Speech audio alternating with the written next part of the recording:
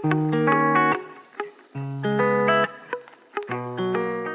welcome back to my channel. In today's video, I wanted to do a third trimester Q&A. I already did one in the first trimester and the second trimester, so it kind of made sense to do one in the last trimester. So I actually have 15 questions in total. I want to get straight into this video. I want to try and answer the questions, not literally rapid fire, but I don't want to waffle on too much with the answers. The first question was, what are you most looking forward to when your baby is here? I think when our baby girl is here, it is going to be a challenge at first because it's our first baby. We're still going to be figuring out what each cry means and just trying to balance having a newborn baby and a dog who is very, very energetic. But I think what I'm most looking forward to is just having a little family of my own, being a mum, and for James being a girl dad. It was one of my dreams for him and it's finally happening. So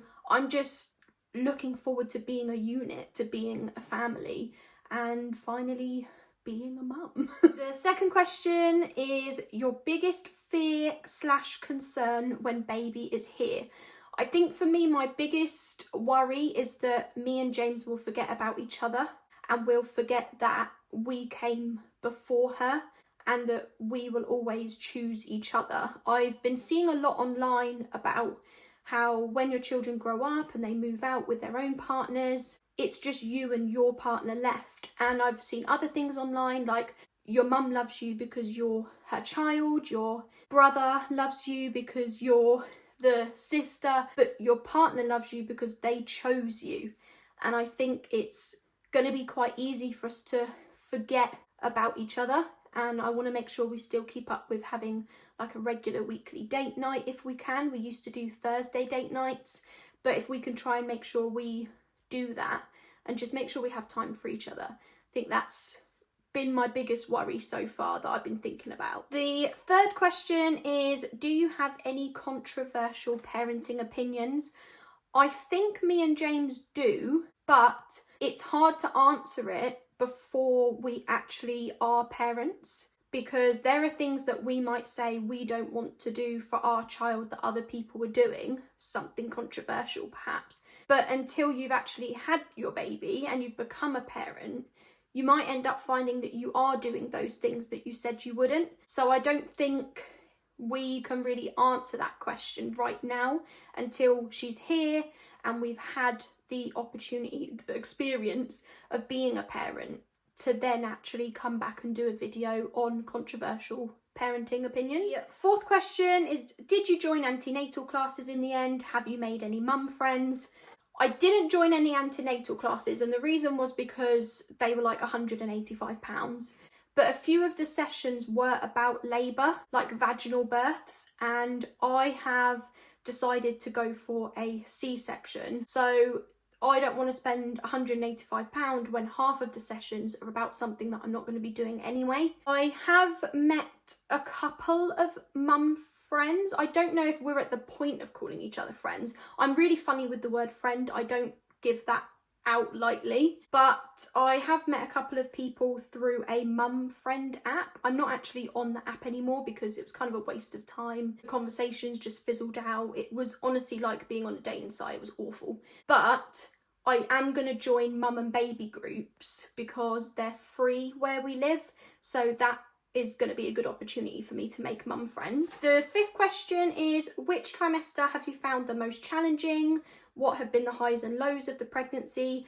Will you miss being pregnant? Most challenging trimester for me has been this one, the third trimester. I was only sick a few times at the beginning, so my first and second trimester was pretty easy going, but this trimester shit hit the fan, quite literally, because on Friday the 11th of April, I was like 32 weeks, 2 days pregnant. My waters broke early and I was in hospital for like 2 nights, over 48 hours. And since then, everything is just still going downhill. I now have a UTI, I'm on antibiotics. They had to put a catheter in to empty my bladder. And it's just been horrendous. I've been to the hospital twice this week and have been stuck there for 5-6 hours because the lab takes ages to give my blood results back to the doctors, and they won't let me go. Well, they can't stop me, but they don't want me to go until the results have come back. So this trimester so far in the last couple of weeks has just been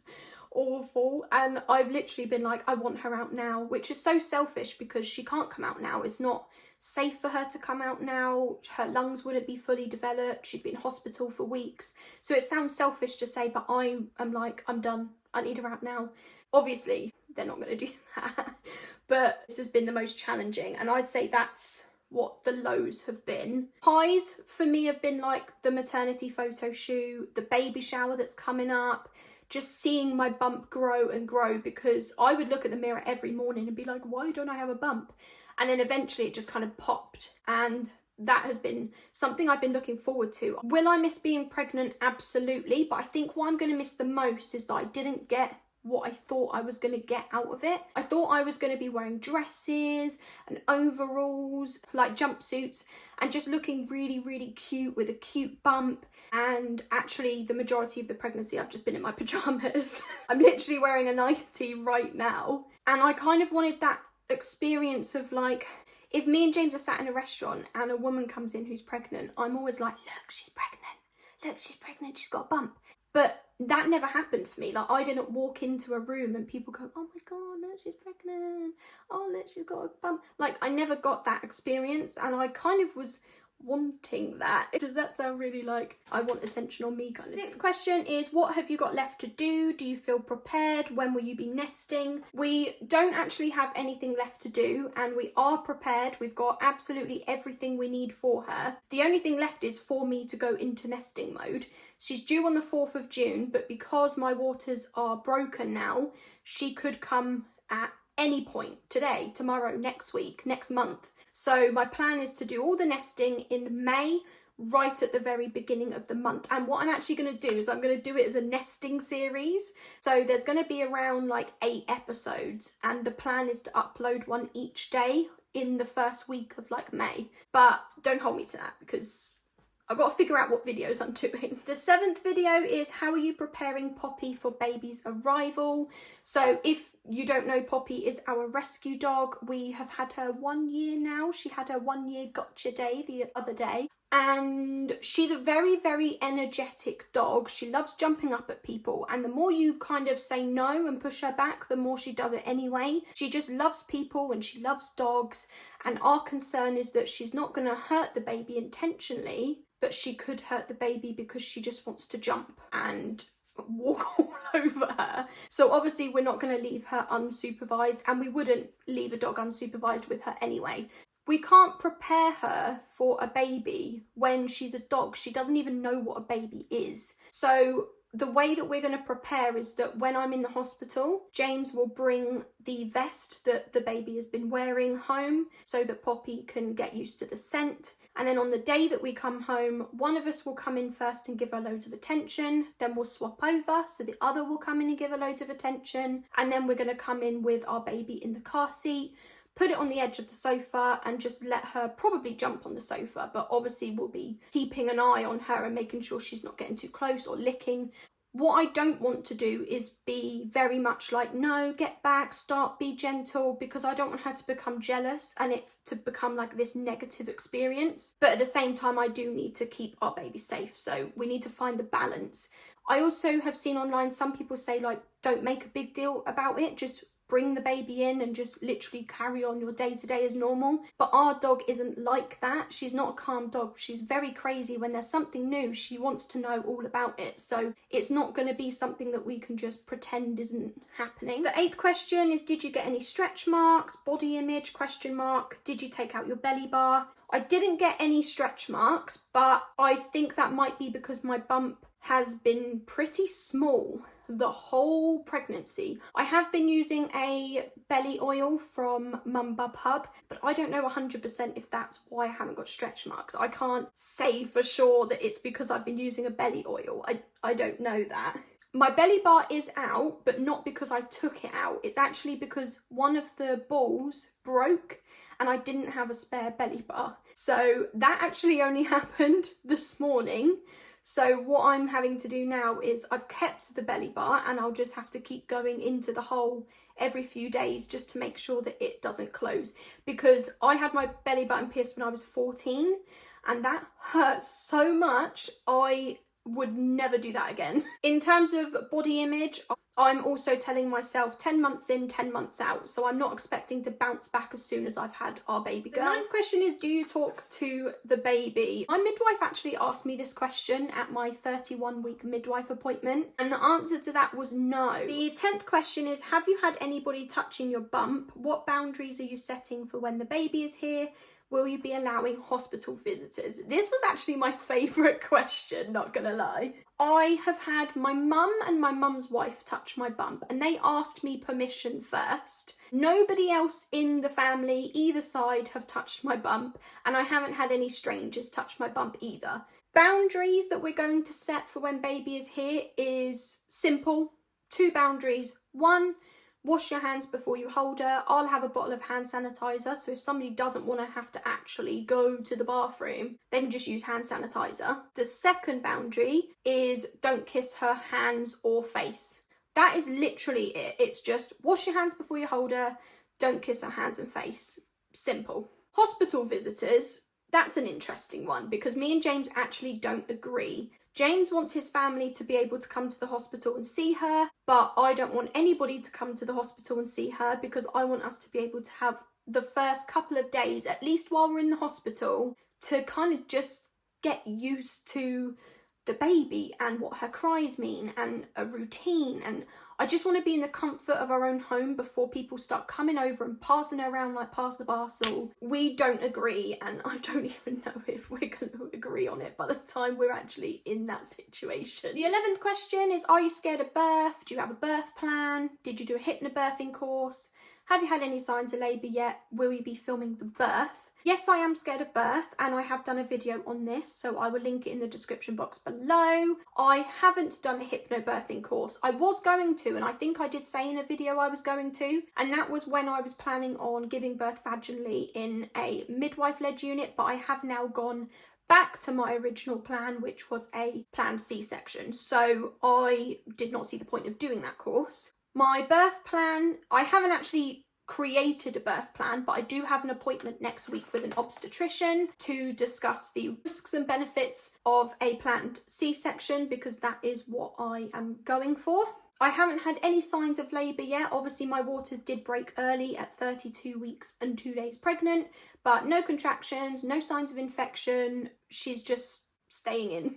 For now, I will be filming the birth, but because I'm going for a planned C-section, I won't be allowed to film the actual surgery. So the plan is that I will just film step by step. So for example, I might film when we're in the car on our way to the hospital.